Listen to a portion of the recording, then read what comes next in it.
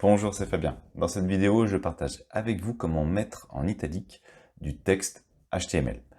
Donc, je vais utiliser pour ça WordPress. Je vais passer en mode texte pour pouvoir justement utiliser les balises HTML. À noter, vous pouvez le faire dans n'importe quel CMS ou n'importe quel type de site à partir du moment où vous pouvez ajouter du code HTML.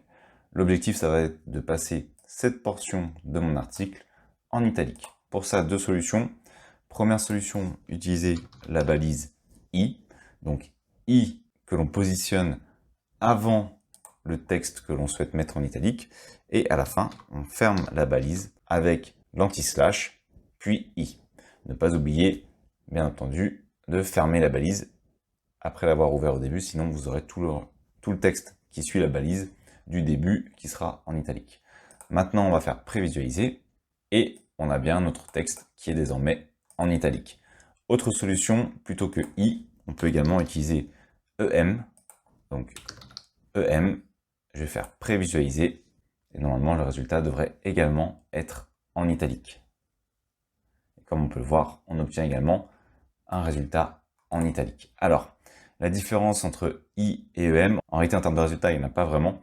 Je vous invite plutôt à creuser cette piste parce qu'en fait, I, c'est une balise qui indique une portion de texte qui va être en fait décalée du contenu principal, quand EM, généralement, on va l'utiliser pour une portion de texte qui va être affectée à une emphase. Donc ça, j'avais récupéré ces informations sur le site Alza Création, qui expliquait la différence entre les deux, mais en soi, le résultat, en termes d'affichage, sera le même. C'est tout simplement que les navigateurs utilisent le mode italique lorsqu'on utilise la balise EM, donc ça donne le même résultat que lorsqu'on utilise la balise I. Mais si vous voulez creuser les différences qui existent entre les deux, eh bien vous pouvez lancer une petite recherche pour voir la différence d'utilisation entre les deux, sachant que le résultat en termes de visuel sera le même comme on a pu le voir.